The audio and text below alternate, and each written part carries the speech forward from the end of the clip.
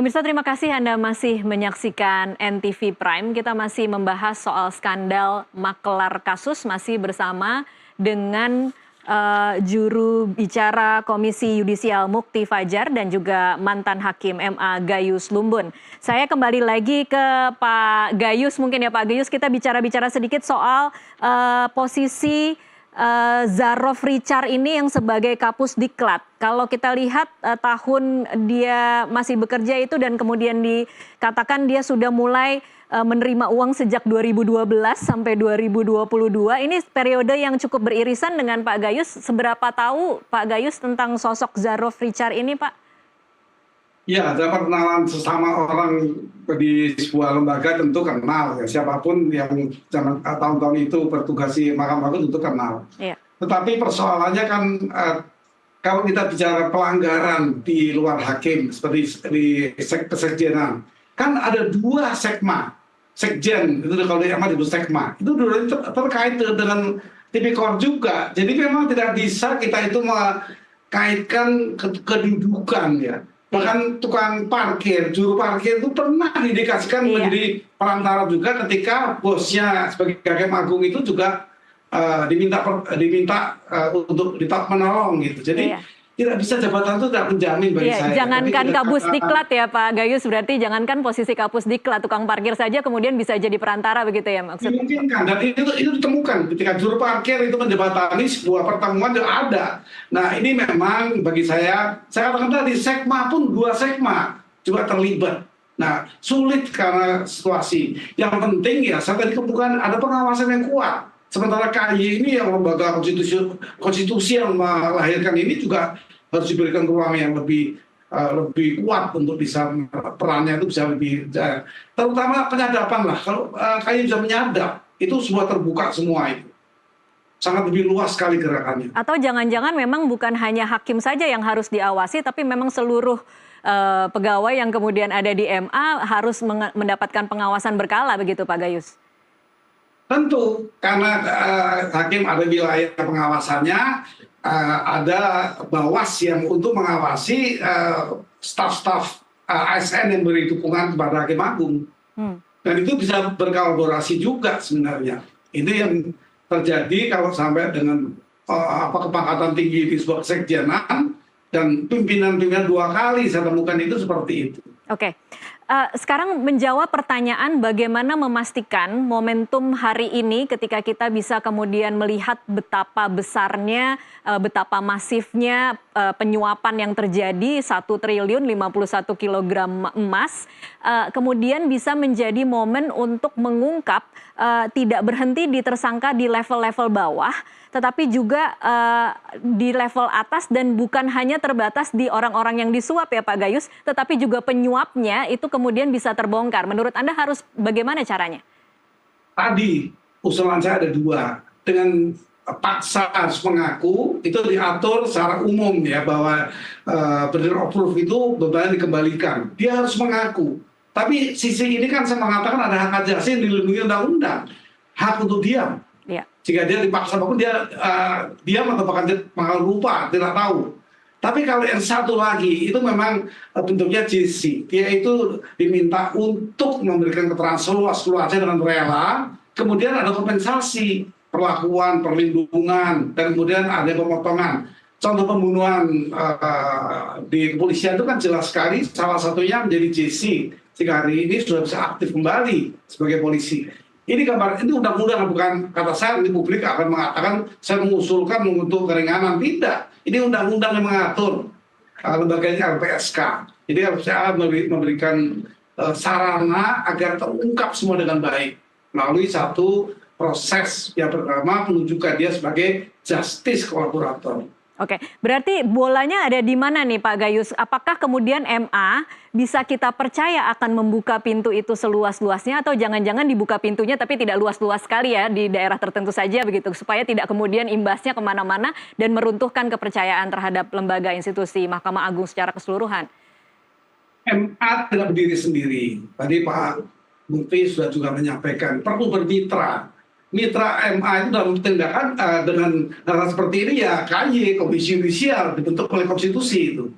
Kemudian melibatkan DPR bisa menimbulkan satu peraturan yang lebih baik ya.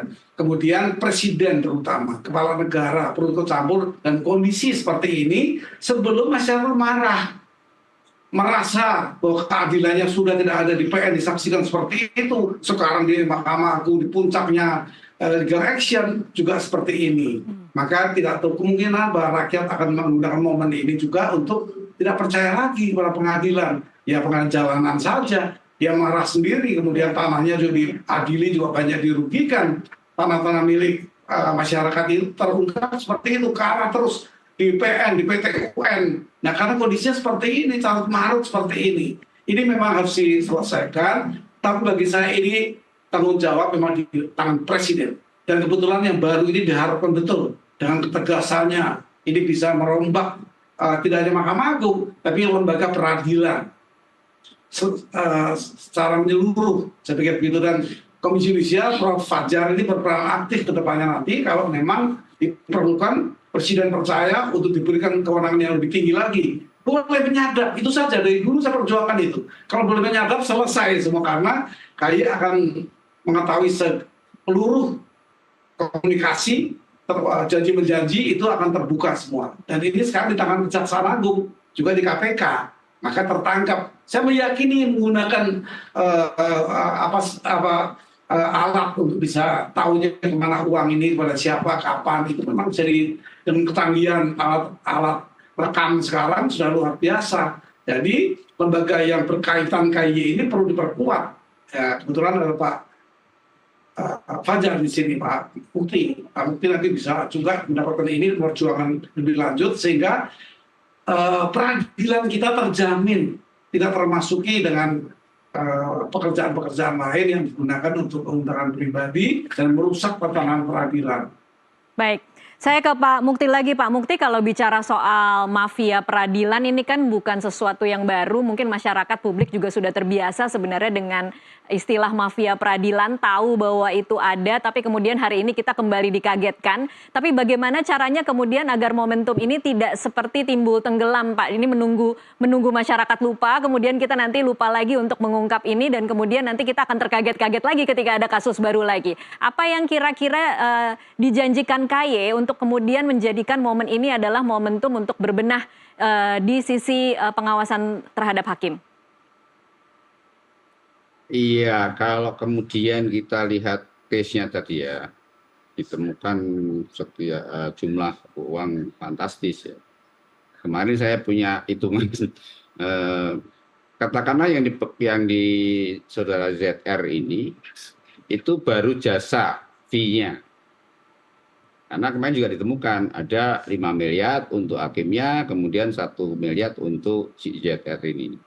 Kalau kemudian kita asumsikan ada 920 miliar, berarti ada 920 kasus yang mungkin saja, kalau kita berasumsi ya, iya. Berarti yang kemudian itu menjadi terpapar oleh mafia peradilan tadi.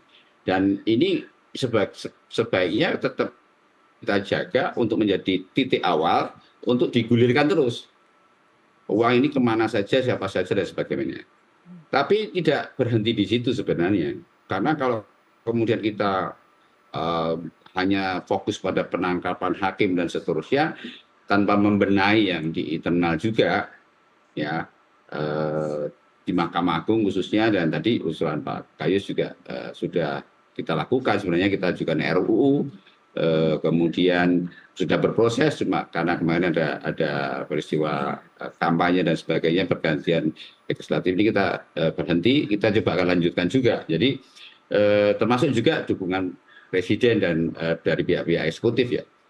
Ini dulu juga sudah pernah kita lakukan diskusi bersama antara Komisi Yudisial, Mahkamah Agung, ada Menko Polhukam, waktu itu Prof. Mahfud, masih ada juga Pak Ketua KPK. Nah ini kita sudah mencoba mendiskusikan di awal ya, tetapi memang kemudian semangat itu kurang lagi muncul. Nah begitu ada momen ini, saya pikir ini kalau semua pihak punya kehendak yang sama untuk mari kita benahi lah lembaga peradilan kita ini. supaya menjadi lembaga peradilan yang agung, yang kita hormati semuanya, bahkan nggak cuma masyarakat kita, tapi masyarakat internasional. Karena masyarakat internasional juga lemah kepercayaan pada lembaga peradilan kita. Eh, itu menjadikan peristiwa hari ini adalah titik awal saja. Harapan saya itu ya, harapan Komisi Yudisial terus ini digulirkan sampai kemudian ada pembenahan. Jadi tidak hanya digulirkan pada mencari siapa yang salah saja, tapi juga kenapa kok salah. Nah ini lagi. Tidaknya ada dua tadi kalau Pak Gayus menggunakan tadi collaborative session itu kan ada proses-proses penelusuran ya. Tapi kalau kemudian kita mau membenahi ya dua. Jadi wilayah lembaga sistemnya. Bagaimana ada sistem di Mahkamah Agung yang kemudian bisa memantau atau menghambat menjadi barrier gitu munculnya transaksional. Karena kita pernah punya mapping ya, bahwa jejaring mafia itu jejaring putus misalnya. Jadi ketika A memberikan pada si B, si A ini nggak tahu B ini akan memberikan pada siapa, si C atau si D atau si. Tapi kalau memberikan ini, tapi ujungnya ke hakim. Bahkan tadi melibatkan semua pihak ya, dari tukang parkir, kemudian kita tahu dua sekretaris Mahkamah Agung Sekma itu bermasalah juga dengan hukum. Nah itu dari sisi sistem kelembagaan. Yang kedua ya personalnya artinya hakimnya, kemudian dari pertama tentunya dari hakimnya. Bagaimana? Ya kita nggak kurang-kurang sebenarnya termasuk itu Prof. Ya kita melakukan namanya peningkatan kapasitas hakim. Di situ ada pelatihan setiap tahun kita mengundang 700 hakim untuk kita upgrade, kita refresh, masuk juga kita ingatkan selalu dalam pelatihan itu supaya menaati apa yang namanya kode etik pedoman perilaku hakim KPPH. Nah bahwa upaya teknis tadi sudah kita lakukan, tapi memang kemudian kembali ke pengaruh lingkungan juga ini ya. Lingkungan tadi sudah kita sampaikan bisa dari eksternal. Eksternal itu misalnya gampangnya gini kan, pengacara lawyer misalnya gitu. Ini ada pihak berperkara pasti pengen menang kan gitu. Nah dari awal yang hanya pengen menang, kalau misalnya ini perdata, pengen menang, ini kemudian dia mempengaruhi bagaimana hakim ini supaya mau dukung kita lah. Nah kalau pidana mungkin ya gimana supaya hukumannya diringankan atau bahkan dibebaskan. Baik. Nah ini kan ada apa namanya, ada permintaan gitu ya. Nah cuma bagaimana permintaan ini tidak disambut dengan penerimaan gitu ya, supply and demand gitu ya. Jadi bukan kemudian istilahnya gayung bersambut ya. Disambut, iya. Harusnya ada sistem yang kemudian menghentikan itu. Itu yang menurut saya penting ya.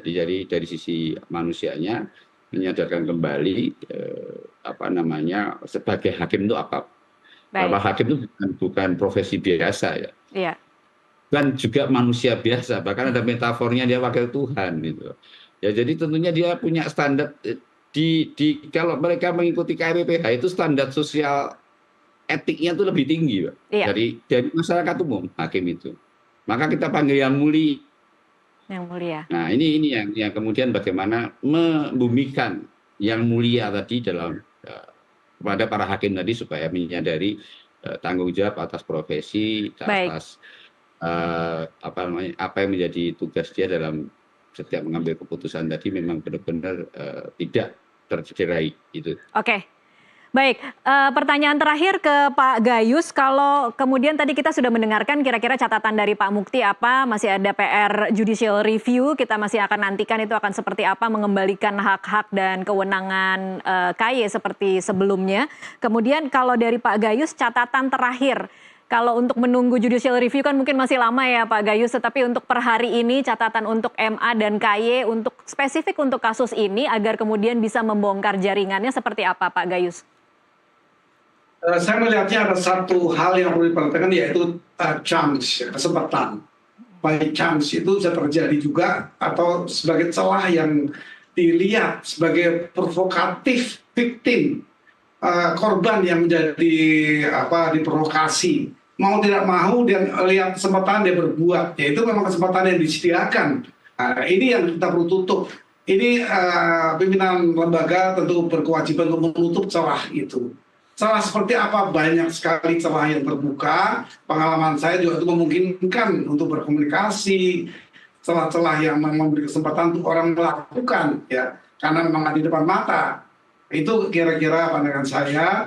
Tetapi Mahkamah Agung mempunyai undang-undang yang bisa diterbitkan untuk kelancaran proses peradilan, yang disebut sebagai perma. Peraturan ada undang-undang, peraturan Mahkamah Agung. Presiden bisa buat perpu kalau perlu, dan kegentingan seperti ini genting ini. Situasi yang memang diperlukan penanganan yang lebih cepat, bisa perpu. Ini genting ya Pak Gayus ya? Ini bukan situasi biasa saja berarti ya menurut Pak Gayus ya? Biasanya ya, soal seperti ini berkembang di masyarakat, banyak dunia luar memperhatikan dan beritanya itu. Ini satu situasi yang memang tidak normal. Ya, keadaan yang memaksa ini, maka presiden sebuah negara bisa menerbitkan perpu.